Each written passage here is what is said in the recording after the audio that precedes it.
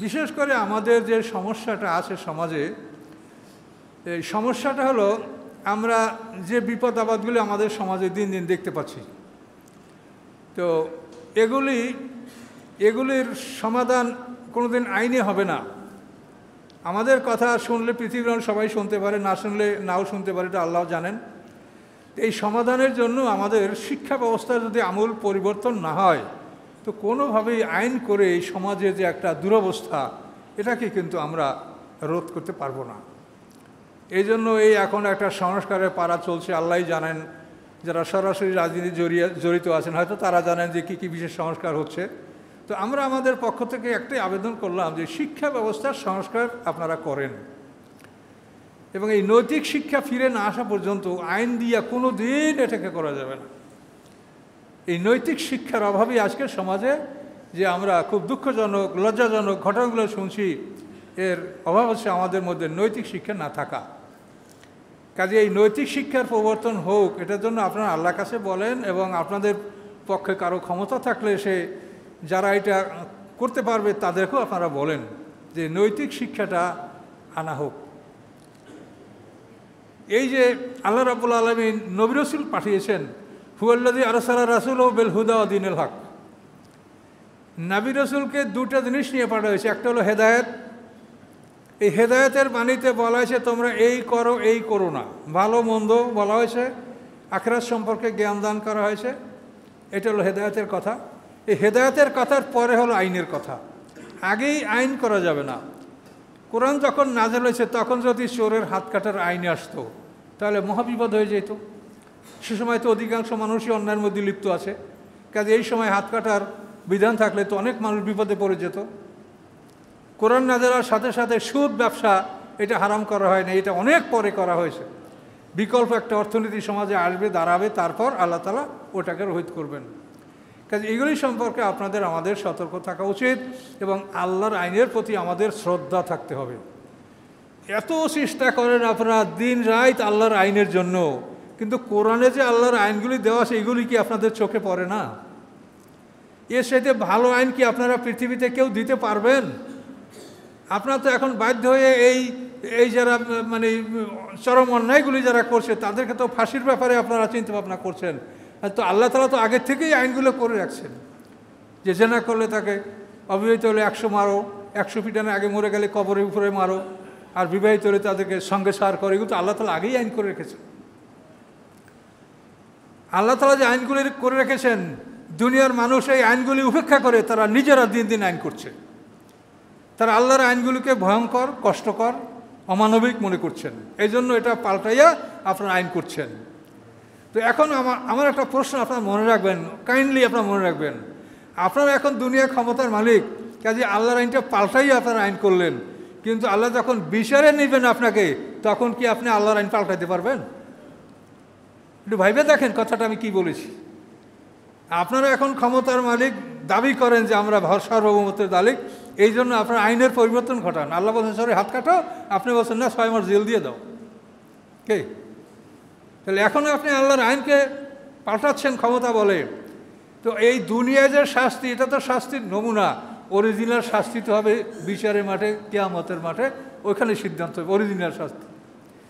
দুনিয়ায় যে সুখ করেন এটা তো সুখ না, এটা তো সুখের নমুনা। এই সুখ আপনি প্রকৃতভাবে আপনি জান্নাতে লাভ করবেন। দুনিয়া একটা নারীর যৌবন কত সময় থাকে, একটা পুরুষের যৌবন কত সময় থাকে। দুনিয়ায় তো এই সুখের নমুনা, প্রকৃত সুখ আপনি জান্নাতে পাবেন। আর দুনিয়ায় যে আপনি শাস্তিটা দেখতে পাচ্ছেন, এই শাস্তি তো শাস্তির নমুনা। প্রকৃত শাস্তি তো পরকালে, যেখানে মাথার তালু ছিদ্র করে গরম পানি ঢেলে দেওয়া হবে, এবং সেই রগে ঢুকে গরম পানিগুলি দেহের মধ্যে প্রবেশ করবে। ইউসাব্বু মিন ফাওকি রুউসিহিমুল হামিম, সূরা হজের মধ্যে দেখেন, তাদের মাথার উপরে গরম পানি ঢেলে দেওয়া হবে। ইউসারু বিহি মাফি বুতুনিহিম ওয়াল জুলুদ, এবং সেই গরম পানির প্রভাবে তাদের পেটের মধ্যে যা কিছু আছে সেগুলি গলে যাবে, এবং তারপরে চামড়াও গলে যাবে। আপনি এখন আল্লাহর আইনকে কঠিন মনে করেন, আইনটা পাল্টাই ফেলাইলেন। এইটা পাল্টান তো, এইটা পাল্টান। যদি আপনি ইমানদার হয়ে থাকেন, আপনি পরকাল অবিশ্বাস করলেও আপনার শাস্তির সম্মুখীন হবেন। কোনো রকম এড়াতে পারবেন না। তাহলে আপনি কি এটা পাল্টাতে পারবেন? লোহার শিকল, যেটা আল্লাহ কি বলছেন কোরআনে, খুজুহু ফা গল্লুহু সুম্মাল জাহিমা সল্লুহু, আল্লাহকে ধরো ও গল্লুহু, খুজুহু ফা গল্লুহু, ওর গলায় লোহার বেরি পরিয়ে দাও, সুম্মাল জাহিমা সল্লুহু, অথবা জাহিম দোজকে তাকে ঢুকিয়ে দাও, সুম্মাফি সিলসিলাতেন, তারপরে তাকে শিকলে গাঁথো, জারুয়া সাবুনা জারান ফাসলুকুহু, যে শিকলটা ফেরেশতাদের হাতের 70 হাত লম্বা, এই শিকলে তাকে গাঁথো। তা আপনি দুনিয়ার আইনটাকে কঠিন মনে করে পাল্টাইলেন, এই আইনটা কে পাল্টাবে? একটু ভেবে দেখেন। আমরা আপনাদেরকে বলে দাও আমাদের দায়িত্ব যে আপনি দুনিয়ার ক্ষমতার মালিক, সার্বভৌমত্বের মালিক, আইনটাকে পাল্টাইলেন। চোরের হাত কাটা আইনটা আপনার কাছে কষ্টকর মনে হলো, জেনার বিচারটা আপনার কাছে কষ্টকর মনে হলো, তো এগুলিকে পাল্টাবে বলেন? আপনি অস্বীকার করেন আর যাই করেন, আপনি এই বিচারের সম্মুখীন হবেন, তাতে কোনো সন্দেহ নাই।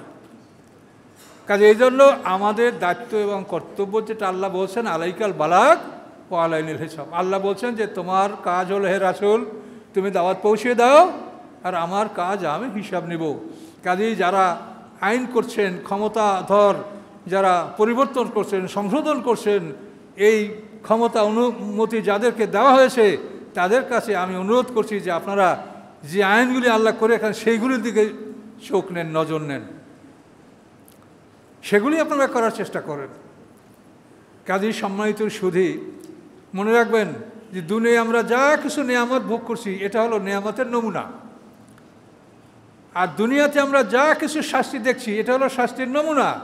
প্রকৃত নেয়ামতও পরকালে আল্লাহর দরবারে বিচারের পরে আমরা যারা পাবো, ইনশাল্লাহ আমরা পাবো। আর শাস্তি যাদের ভাগ্যে আছে তারা শাস্তি ভোগ করবে। কাজেই আবারও বলছি, দুনিয়ায় আপনি ক্ষমতার বলে আল্লাহর আইনকে পাল্টাইয়ে শাস্তি লঘু করছেন, কিন্তু পরকালে আল্লাহর শাস্তি পাল্টাইয়ে আইন কে লঘু করবে? বলেন যে আমি করব। কে আছে? কার ক্ষমতা আছে? যখন নাই তখন সারেন্ডার করা ভালো, আর সারেন্ডার না করলে মহাবিপদ। এই জন্য আপনারা এই বিষয়গুলি নিজেরা আমল করবেন। আর আমি শব্দার্থ সহ কোরআন লিখেছিলাম, এটা আমার পক্ষে যতখানি আমি আমার সম্ভব বলে আমি মনে করছি, আল্লাহ আমাকে যত তৌফিক দিয়েছেন। তাফসির লিখেছি আগেই, তো বের হয়েছে, এখন আবার শব্দার্থ সহ তর্জমাটাও লিখলাম, আল্লাহ সময় দিলেন। যদি আল্লাহ আরও সময় দেয় হয়তো তো আরও কিছু লিখতে পারবো, সেটা আল্লাহই ভালো জানেন। সামনের কী হবে সেটা আমরা জানি না। কাজে এগুলি আপনারা সংগ্রহ করেন এবং আল্লাহর কালামের সাথে সম্পর্ক রাখেন, তাহলে আপনার হৃদয়টা আলোকিত হবে। আল্লাহর কালামের সাথে সম্পর্ক রাখলে আপনার হৃদয়টা আলোকিত হবে, ঈমানটা মজবুত হবে, আপনি আমল করা আপনার জন্য সহজতর হবে। কাজে এই জন্য এই সমস্ত বিষয়গুলি আপনারা পড়াশোনার কথা চেষ্টা করেন, এবং সমস্যাগুলি যেটা আছে সেটা আমাদের দৃষ্টিতে যেগুলি সমস্যা, সেগুলি এত মারাত্মক, এত গভীরে যে সমস্যার সমাধান খুব সহজে করা সম্ভব বলে আমি মনে করি না। আমাদের সবচেয়ে বড় সমস্যা হলো আমাদের শিক্ষা ব্যবস্থা। এই শিক্ষা ব্যবস্থার ত্রুটির কারণে আমরা যারা আলেম হয়ে বের হচ্ছি তারাও আমরা দিন বুঝি না, আর যারা জেনারেল শিক্ষিত হয়ে বের হচ্ছে তারাও ভালো মন্দ বোঝে না। একটা ছেলে ইউনিভার্সিটিতে পড়ে, সে তার ভাইকে পিটিয়ে মারে, তাহলে কি শিক্ষা সে শিখলো? মানুষের মধ্যে থেকে যদি পাশবিক চরিত্র যদি দূর না হয়, পশু আর মানুষের মধ্যে ব্যবধান যদি সৃষ্টি না হয়, এই শিক্ষাটা কি শিক্ষা? একটা লোক এমএ পাস করে যদি তাকে বলা হয় তোমার জীবনের উদ্দেশ্য কি বলো, কি বলবেন? বলতে পারবে? এমএ পাস করছে, তারপর ধরেন আরও বিসিএস করছে, আরও কিছু করছে, তাদের জিজ্ঞাসা করেন যে তোমার জীবনের উদ্দেশ্যটা কি, তুমি বলো, জবাব দিতে পারবে না। একটা মানুষের জীবনের উদ্দেশ্য কি? একটা মানুষের জীবনের উদ্দেশ্য হলো গোলাম হওয়া। গোলাম মানে কি? চাকুরি লাভ করা। লেখাপড়া কেন করেন? চাকুরি পাবেন। মানে কি? আপনি গোলাম হবেন। কথা বুঝতে পারছেন আমার? আপনি যে লেখাপড়া করছেন এর দ্বারা আপনি কী করবেন? উদ্দেশ্য কি? গোলাম হওয়া। আপনি গোলাম হবেন। একটা রাষ্ট্রের আপনি চাকরি করবেন, আপনি গোলাম হবেন। তো আল্লাহ বলেন যে তোমার জীবনের উদ্দেশ্য হলো গোলাম হওয়া। তুমি আমার গোলাম হও, তুমি ভেস্তে চলে যাও। ফাদখুলি ফি ইবাদি ওয়াদখুলি জান্নাতি। এখন আপনি পৃথিবীর একজন রাজার গোলাম হওয়ার জন্য আপনি জীবনের কত সময় ব্যয় করলেন? আল্লাহর গোলাম হওয়ার জন্য আপনি কত সময় ব্যয় করলেন? আল্লাহর গোলাম হলে আপনি কি পাবেন আর পৃথিবীর গোলাম হলে আপনি কি পাবেন, এগুলি হাসরের ময়দানে আপনার হিসাব কিতাব হবে। 50,000 বছর সমান দিনে বিচার হবে, এগুলি সেদিন তোলা হবে। ফাম্মান তাগা ও আসার হায়াতার দুনিয়া ফাইনাল জাহিমাহিয়াল মাওয়া, যে বিদ্রোহ করে, দুনিয়ার জীবনকে প্রাধান্য দেয়, নিশ্চয়ই জাহান্নাম তার ঠিকানা।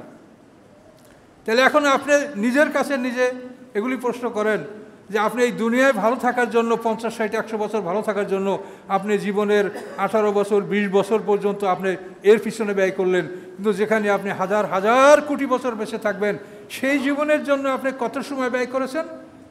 জিজ্ঞাসা করল, হুজুর কোরআন শরীফ তো পড়তে পারি না, যেন বাংলায় পড়বো। তাহলে আপনি আপনার নিজের বিচার আপনিই করেন যে আপনি এই দুনিয়ায় 60, 70, 100 বছর সুখে থাকার জন্য আপনি জীবনের 25 বছর পর্যন্ত অক্লান্ত পরিশ্রম করলেন, সমুদ্র পাড়ি দিয়ে আমেরিকা লন্ডন গেলেন, কিন্তু আপনি আল্লাহর পরকাল পাওয়ার জন্য যেখানে হাজার হাজার কোটি বছর বেঁচে থাকবেন আপনি কতটুকু সময় ব্যয় করেছেন? আপনার প্রশ্ন আপনিই শোনেন এবং আপনি তার জবাব দেন। এই বিচারের সম্মুখীন আপনি হবেন।